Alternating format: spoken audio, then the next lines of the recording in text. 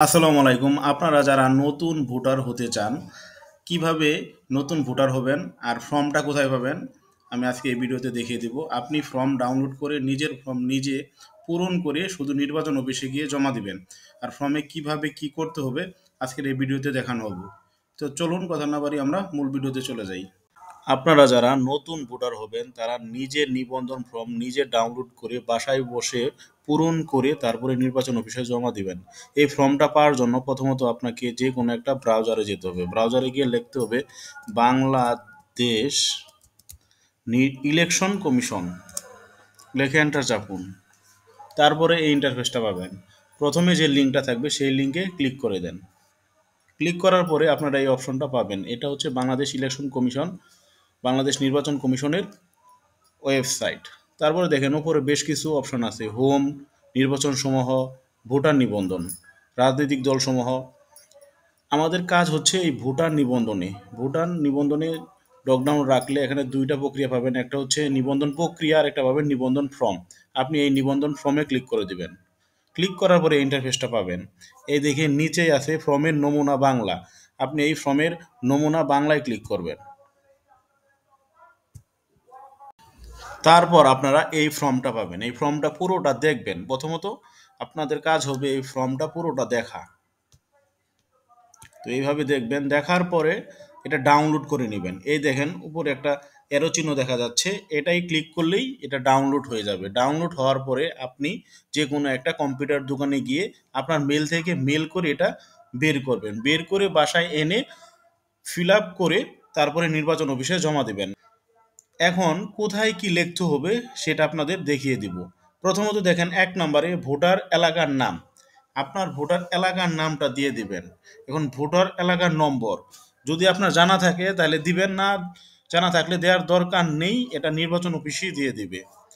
Voter এলাকার নাম দেখি। তারপরে ৩ নম্বরে আপনার নাম দিতে হবে বাংলাতে, যেভাবে আপনার স্কুল কলেজের সার্টিফিকেটে আছে সেইভাবেই দেওয়ার চেষ্টা করবেন, অথবা পিএইচসিতে যেভাবে আছে সেইভাবেই দেওয়ার চেষ্টা করবেন, কিংবা জন্ম নিবন্ধনে আপনার নামটা বাংলায় যেভাবে আছে সেইভাবেই দিবেন, যেন এনআইডির সঙ্গে আপনার নামের সামঞ্জস্যতা না সৃষ্টি হয়। তারপরে ৪ নম্বর হচ্ছে ইংরেজিতে বড় অক্ষরে আপনার নাম দিতে হবে। অবশ্যই আপনার জন্ম নিবন্ধন অনুসারে এই নামটা দিবেন, আপনার স্কুল কলেজের সার্টিফিকেট অনুসারে এই নামটা দিবেন। তারপরে দিবেন আপনার পিতার নাম। আপনার পিতার নামটা আপনার পিতার এনআইডি কার্ডে যেভাবে আছে সেইভাবেই এখানে লিখবেন। ৬ নম্বরে লিখবেন পিতার এনআইডি নং। এখানে আপনার পিতার এনআইডি নংটা সুন্দর করে বসিয়ে দিবেন, অথবা ভোটার নং যদি থাকে। তো এনআইডি কার্ডই থাকবে আপনার কাছে, সুতরাং এনআইডি নংটা এখানে বসিয়ে দিবেন। আবার যদি আপনার পিতা মারা যায় অবশ্যই সেক্ষেত্রে মৃত্যুর সালটাও এখানে উল্লেখ করতে হবে ৭ নম্বরে। ৮ নম্বরে আসেন মাতার নাম। আপনার মাতার এনআইডিতে যেভাবে আছে সেই নামটাই এখানে লিখে দিবেন, আর মাতার এনআইডিটাও এখানে ৯ নম্বরে উঠিয়ে দিবেন। আবার যদি এনআইডি না থাকে তাহলে তার ভোটার নংটা দিয়ে দিবেন। আর ১০ নম্বরে দেখেন যদি মৃত হয় আপনার মা, সেক্ষেত্রে অবশ্যই এখানে মৃত্যু সালটা উল্লেখ করতে হবে। ১১ নম্বর আপনি যদি বিবাহিত হন সেক্ষেত্রে স্বামী অথবা স্ত্রীর নাম দিতে হবে। ১২ নম্বরে স্বামী বা স্ত্রীর যে কোনো একজনের এনআইডি দিতে হবে।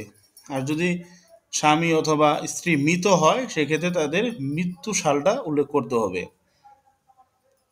১৪ নম্বর ১৭ অঙ্কের জন্ম নিবন্ধন নং। আপনার যে জন্ম নিবন্ধনটা থাকে সেখানে যে ১৭ অঙ্কের নিবন্ধন নং আছে সেটা সুন্দর করে উঠিয়ে দিবেন।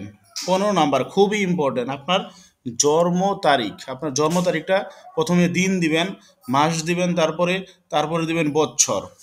১৬ নাম্বার জন্মস্থান, আপনার জেলার নামটা লিখে দিবেন। ১৭ নাম্বার আপনি পুরুষ মহিলা যাই হন সেটা টিক মার্ক দিয়ে দিবেন। ১৮ নম্বর আপনি বিবাহিত না কি অবিবাহিত সেটা উল্লেখ করে দিবেন। তালাকপ্রাপ্ত হলে সেটা উল্লেখ করে দিবেন, বিধবা হলে সেটাও উল্লেখ করে দিবেন। ১৯ নাম্বার শিক্ষাগত যোগ্যতা, এটা অবশ্যই আপনার এখানে উল্লেখ করতে হবে প্রথম থেকে শেষ পর্যন্ত। আপনি যদি ৮ পাস পর্যন্ত থাকেন তাহলে অবশ্যই অষ্টম শ্রেণী কিংবা জিএসসি পাস এটা লিখবেন, আর এসএসসি পাস হলে এসএসসি লিখবেন। সর্বশেষ যেটা আছে সেটা উল্লেখ করে দেবেন শেষ থেকে লাস্ট পর্যন্ত। ২০ নাম্বার হচ্ছে আপনার পেশা, আপনি যদি ছাত্র হন তাহলে ছাত্র লিখবেন, আপনি যদি বেকার হন তাহলে বেকার লিখবেন, আপনি যদি সরকারি কর্মকর্তা হন তাহলে সরকারি কর্মকর্তা উল্লেখ করবেন। 11 নম্বর, প্রতিবন্ধী প্রতিকৃতি, এগুলো লিখতে হবে। যদি আপনি দৃষ্টি প্রতিবন্ধী হন তাহলে এটা এখানে টিক মার্ক দিয়ে দিবেন, শারীরিক প্রতিবন্ধী হলে সেখানে টিক মার্ক দিয়ে দিবেন, বাক প্রতিবন্ধী হলে সেখানে টিক মার্ক দিয়ে দিবেন। 12, দৃশ্যমান শনাক্তকরণ চিহ্ন, সেটা অবশ্যই আপনি যখন নির্বাচন অফিসে যাবেন তখন ওনারা এটা করে নিবে। 13 নম্বর, রক্তের গ্রুপ যদি জানা থাকে অবশ্যই আপনি সেখানে টিক মার্ক দিয়ে দিবেন। তারপর একটু নিচে আসেন, ফর্ম 5, এটাই আপনার কোনো কাজ নেই, এটা অবশ্যই নির্বাচন অফিস করবে, করে তারা এটা তাদের কাছে রেখে দিবে যে আপনার ফর্মটা কত তারিখে পাইছে কি করছে। এখন আসেন 24 নাম্বার, অবশ্যই আপনি কিন্তু ফর্ম 5-এ কোনো কাজ করবেন না, এটা হচ্ছে নিবন্ধন স্লিপ আপনাকে দিবে এটা সর্বশেষ। তো 24 নম্বরে আপনার বর্তমান ঠিকানা দিবেন, বিভাগ, জেলা, উপজেলা, সিটি কর্পোরেশন, ওয়ার্ড নং, মৌজা, গ্রাম, বাসা বা হোল্ডিং নং, ডাকঘর, পোস্ট অফিস, এগুলো দিতে হবে। তারপরে 25 নম্বর আপনার স্থায়ী ঠিকানা দিবেন। 24 নম্বরে দেবেন আপনার বর্তমান ঠিকানা, আর 25 নম্বরে দেবেন আপনার স্থায়ী ঠিকানা। আর যদি দুই ঠিকানা একই হয় তাহলে ওই করে লিখে দিতে পারেন। এগুলো শেষ হয়ে গেল। তারপরে 26 হয়েছে টিন নাম্বার। আপনার যদি ই টিন থাকে তাহলে টিন নাম্বার দিবেন, না থাকলে দিবেন না। আপনার যদি ড্রাইভিং লাইসেন্স থাকে 27 নম্বর দেখেন, তাহলে ড্রাইভিং লাইসেন্সের নাম্বারটা দিবেন, না থাকলে দেওয়ার দরকার নাই। 28 নম্বর, পাসপোর্ট নম্বর, আপনার যদি পাসপোর্ট থাকে তাহলে পাসপোর্ট নম্বরটা দিবেন, না থাকলে দরকার নেই। 29 নম্বর, টেলিফোন নম্বর, আপনার যদি থাকে বসাবেন, নাহলে দরকার নেই। 30 নম্বর, মোবাইল নম্বর, অবশ্যই এটা দিয়ে দিবেন, খুবই উপকারী। 31, আপনার ধর্ম কি, এটা টিক মার্ক দিয়ে দিবেন। তারপরে এটা আপনি যদি দেখেন 32 নম্বরে লেখছে বাদ পড়া ভোটারদের ক্ষেত্রে, আপনি যদি বাদ পড়া ভোটারদের ক্ষেত্রে পড়েন যে নিবন্ধন হয়ে গেছে আপনি সেখন তখন অ্যাপ্লাই করেন নাই, তখন কারণটা কি ছিল এটা অবশ্যই লিখে দিতে হবে। তো 11 নম্বর হচ্ছে যে আমি সমস্ত কিছু নিজ দায়িত্বে সজ্ঞানে পূরণ করলাম, সম্মতি আছি, এটা বলা আছে। তারপরে আপনি যে আবেদনকারী স্বাক্ষর বা টিপসই, এখানে টিপসই কিংবা স্বাক্ষর দিতে হবে। 34 নম্বর, আপনার কাজ নাই, এটা ওনারাই নির্বাচন অফিস থেকে শনাক্তকরণ করবে। 36, ওনারাই তথ্য সংগ্রহকারীর এনআইডি নং দিয়ে স্বাক্ষর নিবে। 38, নির্বাচন অফিসের কাজ। 40, নির্বাচন অফিসের কাজ।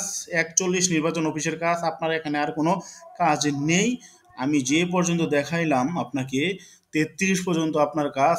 যেভাবে বলছি এইভাবে আপনি এই ফর্মটা পূরণ করে নির্বাচন অফিসে জমা দিলেই আপনি ভোটার হতে পারবেন। আপনাকে পরে নেক্সটে জানিয়ে দেওয়া হবে সব কিছু, ওনারা যাচাই বাছাই করে এন্ট্রি করার পরে যে আপনি কত তারিখে আসবেন এসএমএস এর মাধ্যমে জানিয়ে দেওয়া হবে। আপনাকে একটা ভোটার স্লিপ দেওয়া হবে, ওই ভোটার স্লিপ অনুযায়ী আপনার ছবি তোলার জন্য একটা শিডিউল দিয়ে দিবে, সেই শিডিউলেই আপনি নির্বাচন অফিসে গিয়ে ছবি তুলে আপনার জাতীয় পরিচয়পত্রটা তৈরি করতে পারেন, আপনি ভোটার হতে পারেন। তো আজকের মতো এই পর্যন্তই। ভিডিওটা যদি ভালো লাগে অবশ্যই সামাজিক কাজে লেগে পড়বেন, আমাদের পাশেই থাকবেন। আপনাদের জন্যই আমরা ভিডিও তৈরি করি, অবশ্যই এই চ্যানেলকে সাবস্ক্রাইব করবেন, এই পেজটাকে ফলো করবেন। আল্লাহ হাফিজ।